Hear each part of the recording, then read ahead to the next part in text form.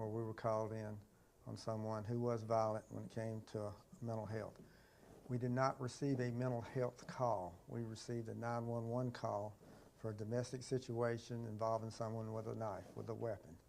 That's what was given to our deputies. Our deputies responded to Haywood Brockton Road around 6 o'clock yesterday. First deputy arrived, his name is John Anderson. He's been with the Sheriff's Department about 2 years. As soon as he arrived, the mother and some other family members were outside. At that point, they were advising the deputy that they had been attacked, that the suspect was still in the house. The brother even said that he had a knife at some point. Almost immediately after that, the subject came out. The coroners identified him as Irvin Charlie. He came out. He was armed with a wooden stake. Some people have called it a stick. It's not a stick. It didn't come from a tree. It's like an arm of a chair maybe, where it has a handle and then it goes down to a sharp point. He had that in his hand. He came out in front of the deputy. The deputy was giving him commands. He kept approaching the deputy. The deputy kept backing up as he was giving him commands. Called for assistance. Another deputy arrived. That deputy was doing the same thing, was giving him commands on what to do, and that was to drop the knife. They believed that it was a knife. It looked like a knife. At one point, the deputy pulled his taser and attempted to use non-lethal to subdue the subject. The taser did not work. Almost immediately after he deployed his taser, that's when Mr. Charlie ran at the deputy with the wooden stake in his hand, and the deputy fired. It was a very close encounter. The last shot was probably less than 3 feet away. This whole incident happened in about 1 minute and 47 seconds. It was very quickly. For the next 20 minutes, our deputies gave first aid and tried to save Mr. Charlie. They were not successful. Some things has been said in the community that I want to clear up very quickly. He was not shot in the back. He was not shot 10 times, and the coroner will address that. He was not shot when he was handcuffed. He was not tased multiple times. Everything that happened was on body cam. There's video of the whole incident. I am not going to show that publicly. In a minute, I'm going to show about a 10 to 15 second clip. You will not see people's faces. You will see the subject, you'll see the deputy giving commands, and you'll see the wooden stake that he had in his hand. I think it'd be disrespectful to the community and also to Mr. Charlie's family for me to show this publicly at this point. Now, the coroner's looked at it. The solicitor's going to see it later today. Some various organizations in our community have seen it. At 6 o'clock tonight, our Citizens Advisory Council will be in, and they will see it. Tomorrow, if the family is willing and wants to, then we'll show it to the family. It's a very graphic video. It's just not something that everybody needs to see. It's there. I think the people that need to see it is going to see it. I think it shows and proves what happened, how fast it happened, and also shows the actions of the deputies. We've done an investigation. We've processed the scene. We'll be taking statements. We'll be putting a package together that will go to the solicitor, who then he'll decide if the officer act justifiable or not. It's sad all around. Mental health is a problem in our community. We do not need to continue to ignore it. When somebody cries out for help, they need to get that help. They just don't need to be ignored.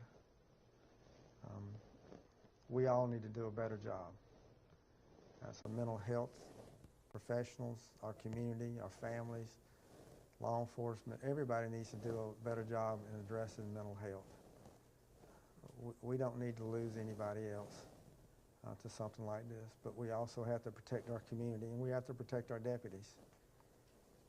We put our deputies in a very bad situation when they have to respond to incidents like this. That they can't lose their life. And unfortunately, they have to protect their lives and the lives of others. Nobody wants to do that. Nobody wants to be put in that position. There's no law enforcement officer I know that works at Richland County Sheriff's Department that would ever want to be put in that position, but unfortunately we do. The last time a Richland County deputy shot and killed someone in Richland County was 2013. 2013. That's a long time. I hope there's many more years before we have to do it again. This time our coroner will address you. Thank you, Sheriff Lott. We can confirm that some of the rumors that we're hearing in the community are not true. This Mr. Irvin Charlie was not shot in his back. He was not shot while he was handcuffed. We can agree with the sheriff and this department that the decedent was not shot first. They did try to use the taser. It did not stick in the skin, and so it did not stop him as you would expect a taser to do so.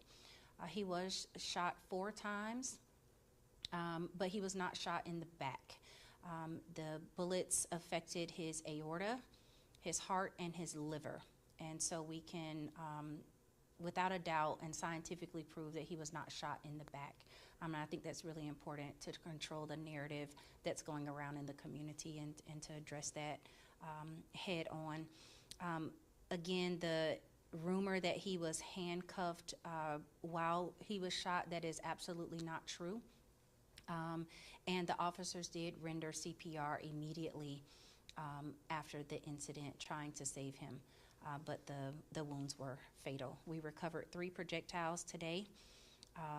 And yes, there were projectiles in his back, but they went in from the front.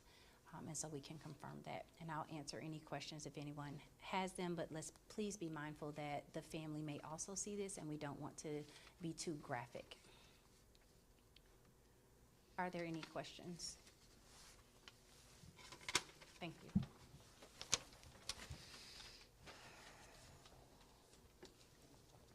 Again, this is not a press conference that any of us would like to have.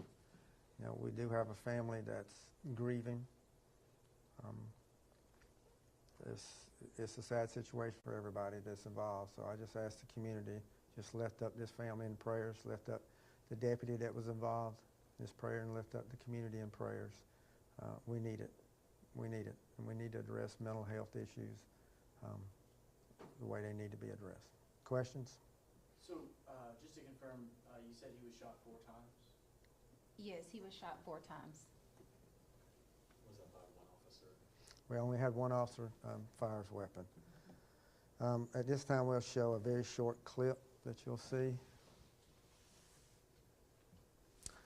There's the weapon in his hand. It's another shot of it. So it's not a stick. Drop the weapon! Drop the weapon! Drop the weapon! Drop it! Drop it! Drop the weapon! Drop the weapon now! Drop! That is all we're going to show. And again, a couple reasons I want to show it is to show the weapon in his hand, what type of weapon it is, to dispel the rumor that it was just a stick.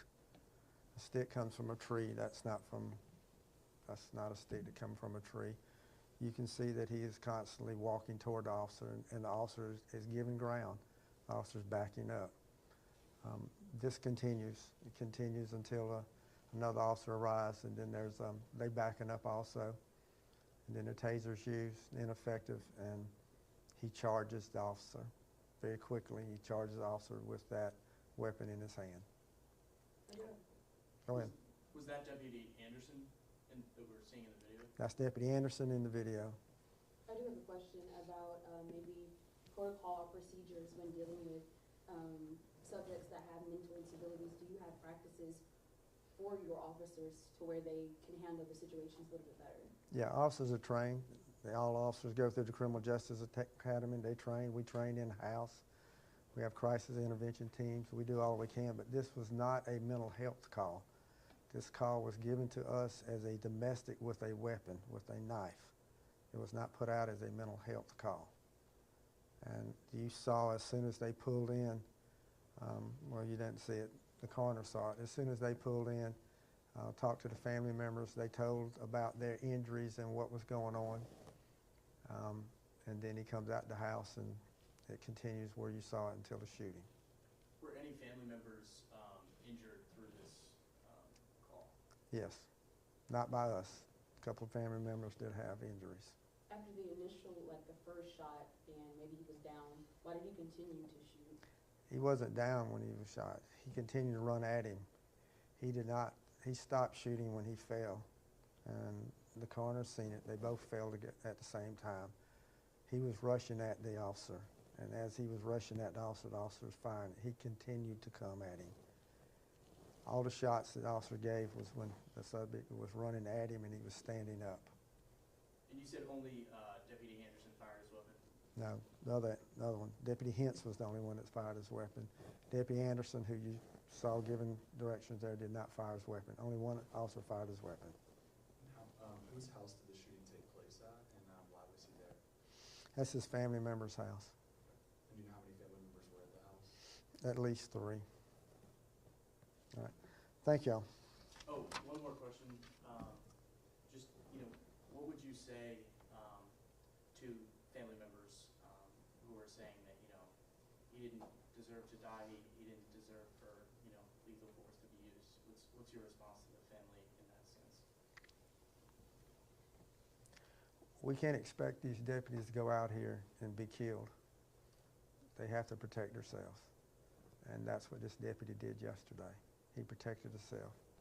He went home to his family last night. Unfortunately, Mr. Charlie didn't. That was a decision that he made. Now, due to his mental health condition, I don't know what was in his mind or what was in his heart. But I also know that, this deputy is not expected to die. And he had to protect himself, and that's what he did yesterday. So, I talked to the family, the coroners talked to the family. We feel for the family. But this was not something that we created. All right, thank you.